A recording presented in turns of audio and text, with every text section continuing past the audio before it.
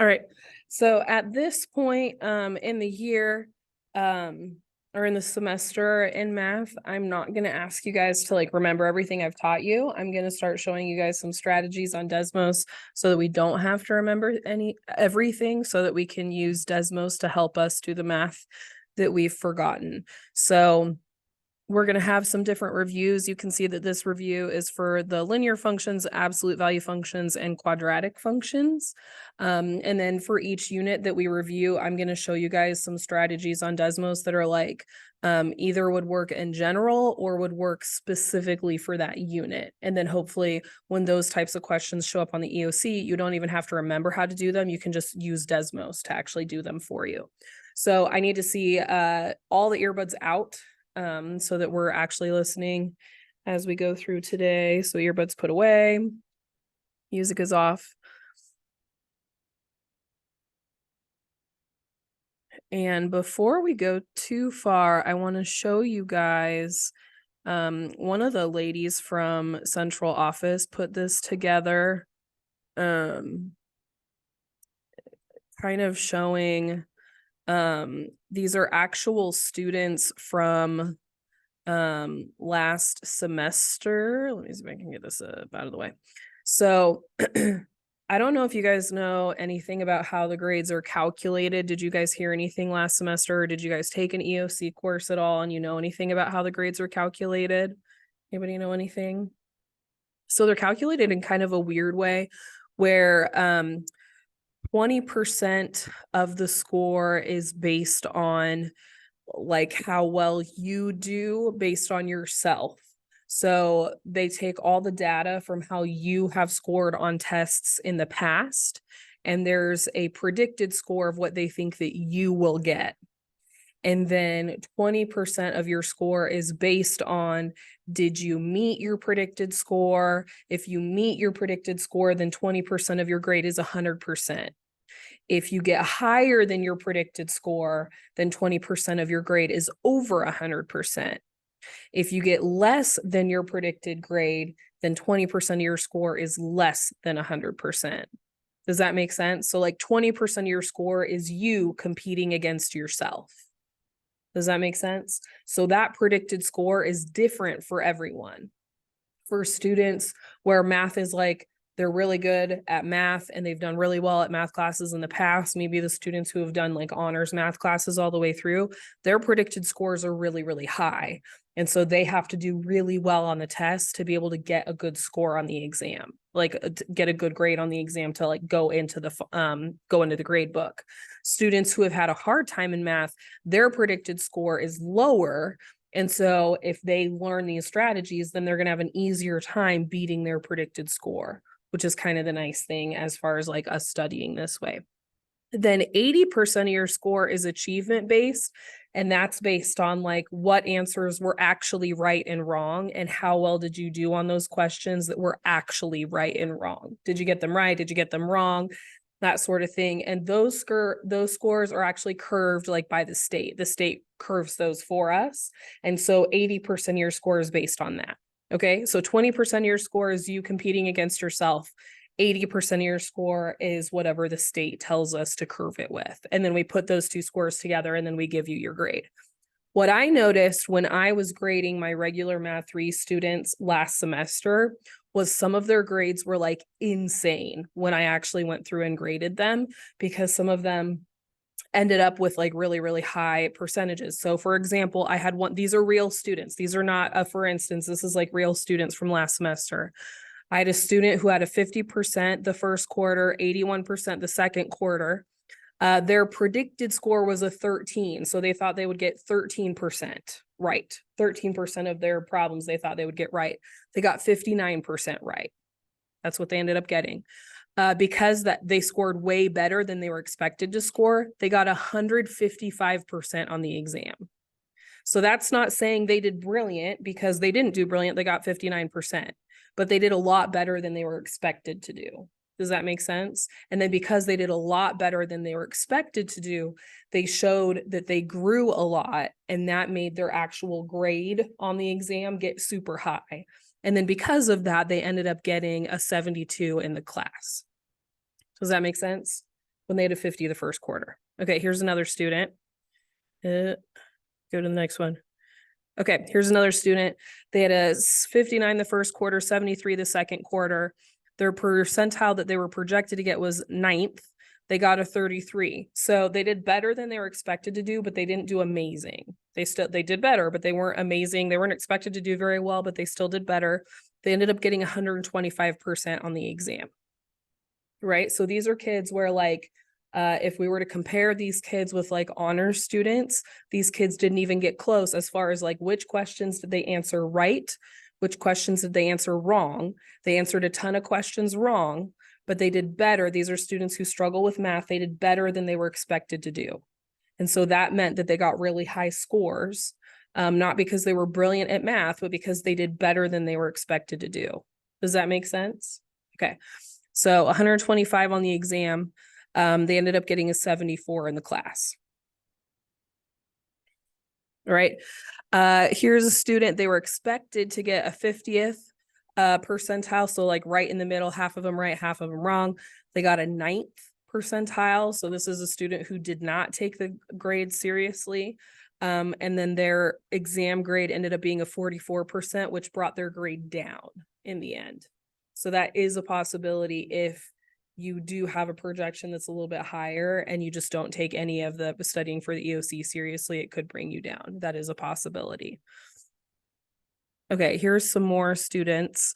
So looking at a student who had a 70 first quarter, a 54 second quarter, because of that 54 second quarter, they had to study really hard and work really hard for that EOC. And again, these are all students, none of these are students who are in the honors class. These are all students who took the regular Math 3 class. So these are students who are in the same position you are. Ended up getting 108% on the exam because they scored higher than what they were projected to do. Here's another student. First quarter grade was a 62. Second quarter grade was a 38. They ended up getting 101 on the exam just because they did better than their projected score. And then here's another student, 59 first quarter, 66 second quarter. Because they scored higher than their projection, they got 105 on the exam. All right. What do you guys think about that going into the exam? How does that make you feel about the exam? A little bit better. So it's not about, oh, do I get every single question right? It's about what is my projected score? How high am I supposed to be getting? And then can I do a little bit better than that?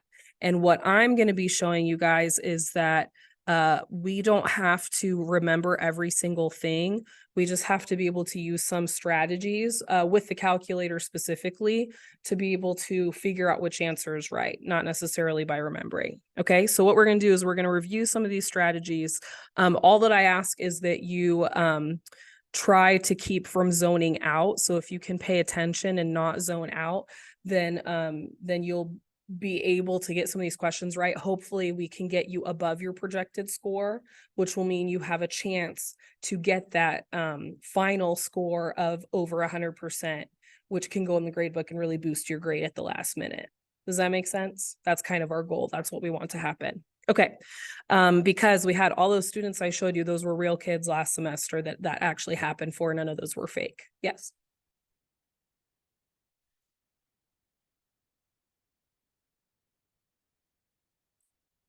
All right. Yes. Can what?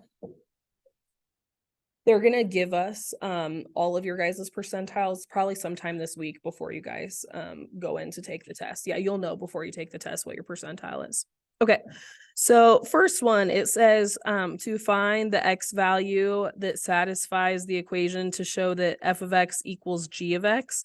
So what we do anytime we want to show that the left side of an equation equals the right side is we're going to graph this. So I'm just going to write it down first. The left side is the absolute value of x minus 4 plus 2. And the right side is 3x minus 4. And we want to figure out what x value makes this true.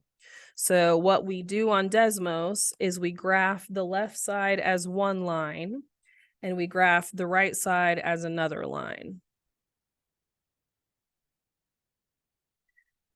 So we've got x minus 4 plus 2. Oops, got an extra x in there. And then the right side is 3x minus 4. Everybody should be typing this in. Quentin, I'm about to come over there and drop kick your desk. Your Chromebook should be open. You should be following along.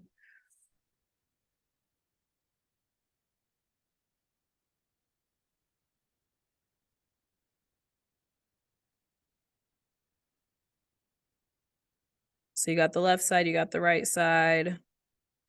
And then what happens is the two graphs cross each other, and then you just click on the point where they cross each other, and the x coordinate is the answer. So if you were to solve this equation, what would your answer be? 2.5. So the answer to number 1 is 2.5. Which is number 4. 2.5 and 2.5 are the same thing.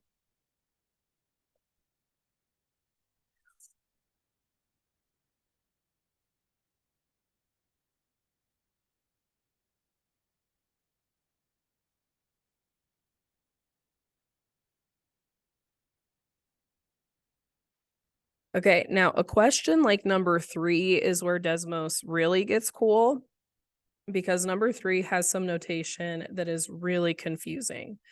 So they tell you m of x is this function, p of x is another function. And we learned this when we were talking about polynomials, that m of x and p of x are just ways of naming functions, kind of like how students have different names so that I can tell you apart. I can not get confused by having everybody have the same name.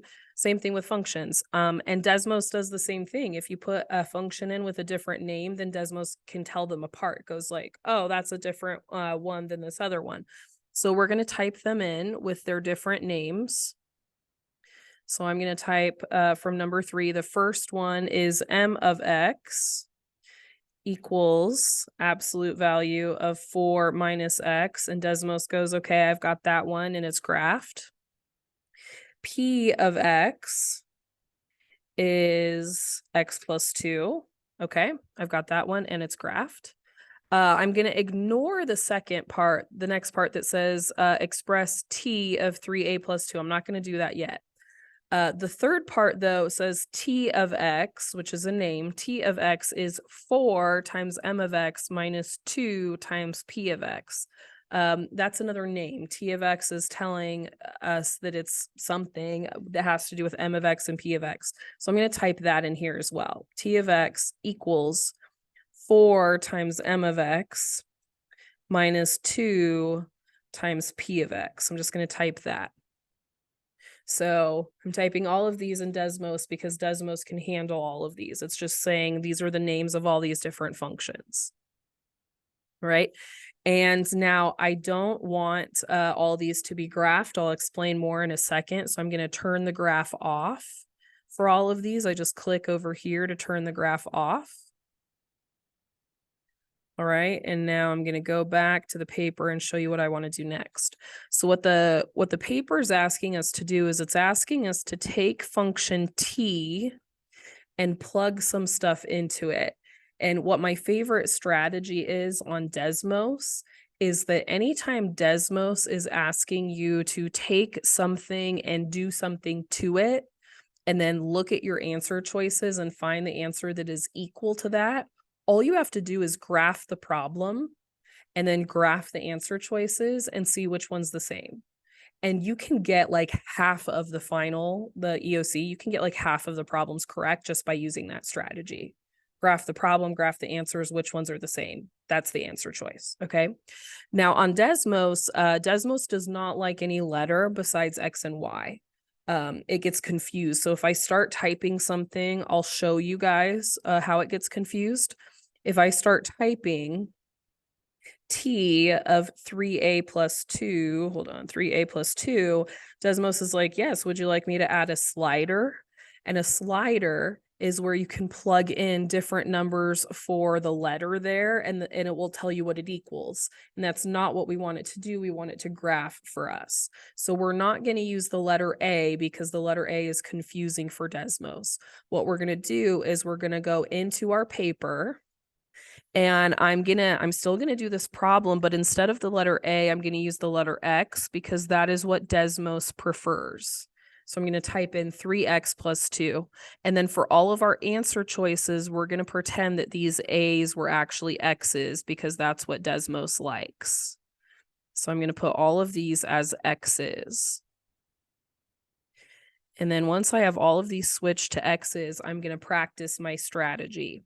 So the strategy we're practicing is we type in the problem and then we type in the answer choices one by one and we see which answer choice graphs perfectly on top of the problem. And whichever answer choice graphs perfectly on top of the problem, that is the correct answer. Okay, so let's go ahead and graph the problem, which is T with 3x plus 2 plugged in. So I'm going to go to Desmos. I'm going to graph T with 3x plus 2 plugged in. Okay, so this weird V shape, that is our, that's the problem that we're graphing.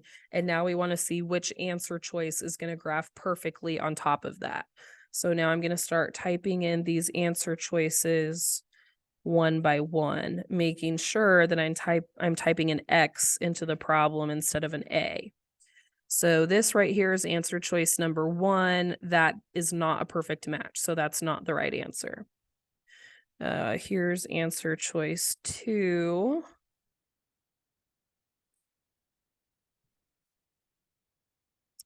That one does not graph right on top, so that's not the answer.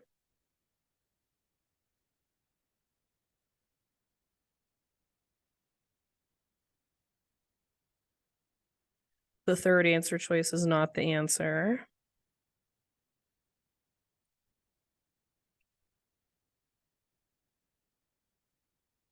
And then if you look at the fourth answer choice, it graphs perfectly on top of the problem. Everyone see that? And so now we know the fourth answer choice is the correct answer.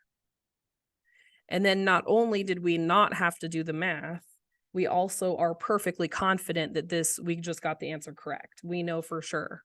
We don't have to worry about it. There's no anxiety. We know, like, yep, I got that one right. Okay. So for number 3, the fourth one is the correct answer. Okay.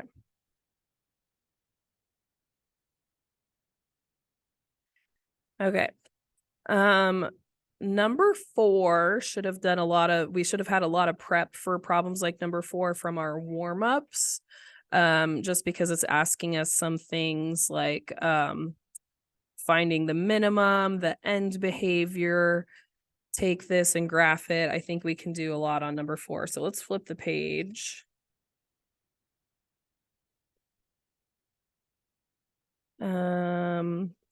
This asks where the graphs intersect. I think we can do that.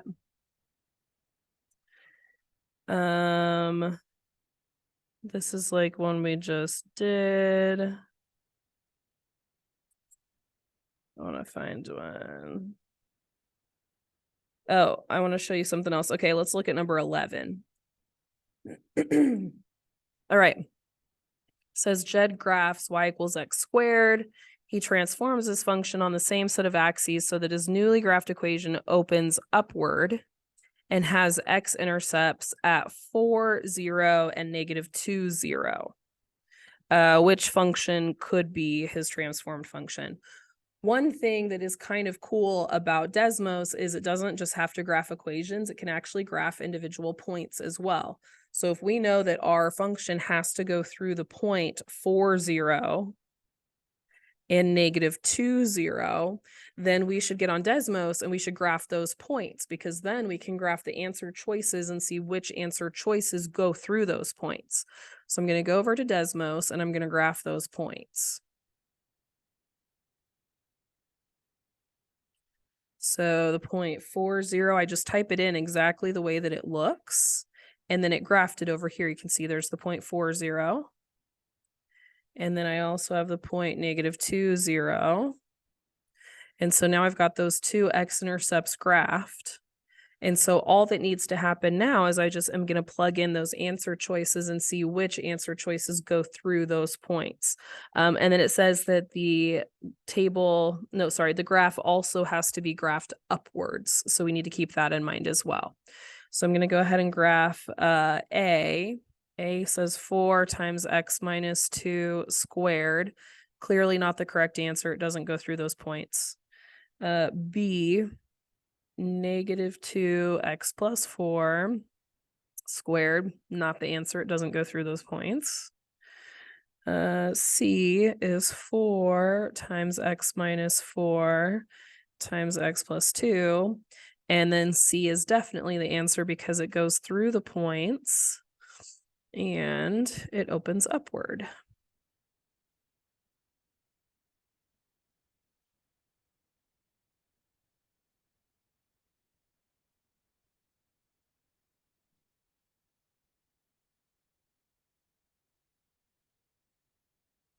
Okay.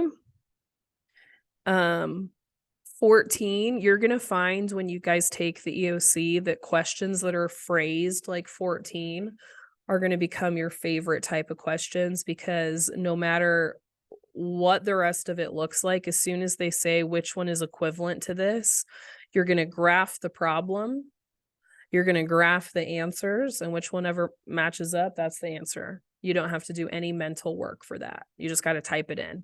Graph the problem, graph the answers, whichever one matches up, that's your answer. So let's go ahead and let's find the answer for 14. You'll find real quick that your EOC feels a lot more like a typing test than a math test.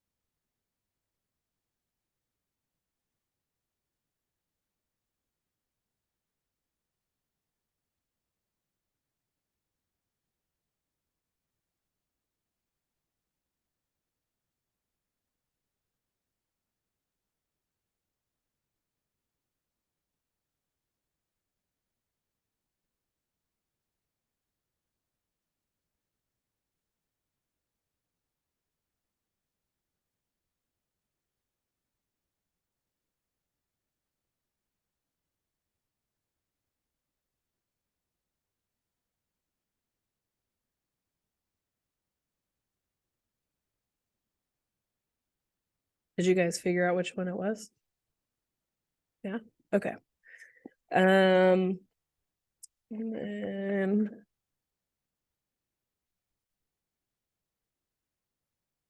okay, let's try number 17. So number 17 is kind of like number 3 was. So the first thing we're going to do is we're going to name the functions in Desmos. So we're going to write the name of function f. We're going to write the name of function h.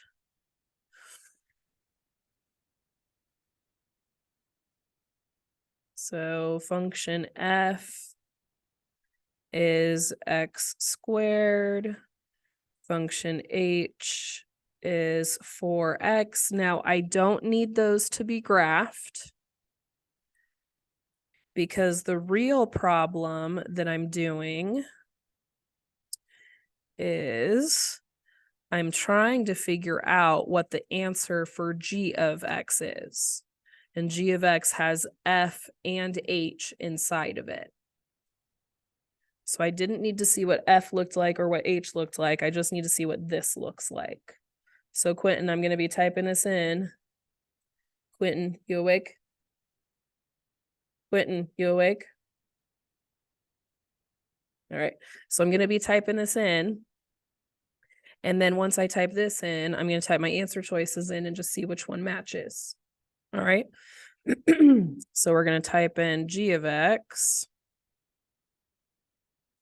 And we're going to say g of x equals, and whenever I'm typing a fraction in, I like to hit my division sign first, which is the question mark key. The division sign is the question mark key.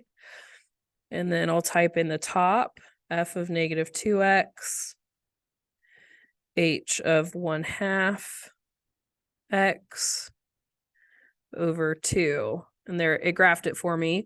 I'm pretty zoomed out, so I might hit the home button, go back to normal there. And then I can start typing my answer choices and see which one is the same.